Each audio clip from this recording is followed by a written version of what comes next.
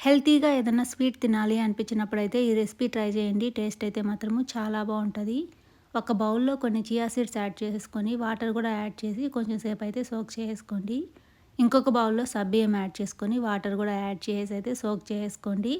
సగ్గుబియ్యం బాగా సోక్ అయిన తర్వాత అయితే వాటర్ అంతా తీసేసి సగ్గుబియ్యం అయితే ఒక గిన్నెలో వేసి పెట్టేసుకోండి. మిల్క్ అయితే మాత్రము ఒక 1 లీటర్ దాకా తీసుకున్నాను. వీటిని మీరు ఎంత ఎక్కువ సేపు బాయిల్ చేసుకోగలిగితే అంత మంచి టేస్ట్ ఉంటదనమాట ఈ స్వీట్‌కి.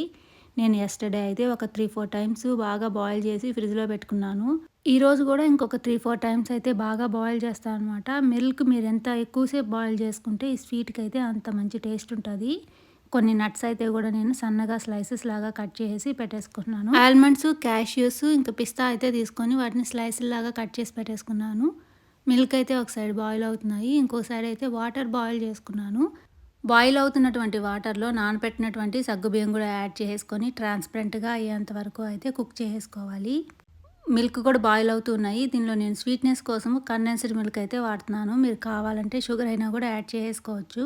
మిల్క్ కొంచెం థిక్‌గా అయ్యేంత వరకు అయితే బాగా కుక్ చేసేసుకోవాలి. మీరు అప్పటికప్పుడే కాస్తున్నారంటే అవి అంత ఫాస్ట్‌గా థిక్ అవ్వవు. అలాంటప్పుడైతే మీరు కొన్ని క్యాష్యూ నట్స్‌ని, ఆల్మండ్స్‌ని పౌడర్ లాగా చేసుకొనైనా కూడా యాడ్ చేసుకోవచ్చు. మిల్క్‌లో సగ్గుబియ్యం కూడా యాడ్ చేసుకొని ఇంకొంచెం సేపు కుక్ చేసేసుకొని బాగా చల్లారనిచ్చేసుకోవాలి. చల్లారిన తర్వాత అయితే ఒక బౌల్‌లో తీసేసుకున్నాను. మీకు నచ్చినటువంటి ఫ్రూట్స్ అయితే కూడా కట్ చేసేసి యాడ్ చేసేసుకోండి. దీనిలో కొన్ని చియా సీడ్స్ కూడా యాడ్ చేసేసుకొని ఒకసారి బాగా మిక్స్ చేసుకోండి. స్వీట్‌నెస్ సరిపోలేదు అనిపిస్తే ఇప్పుడు మీరు కొంచెం షుగర్ అయినా కూడా యాడ్ చేసేసుకోవచ్చు.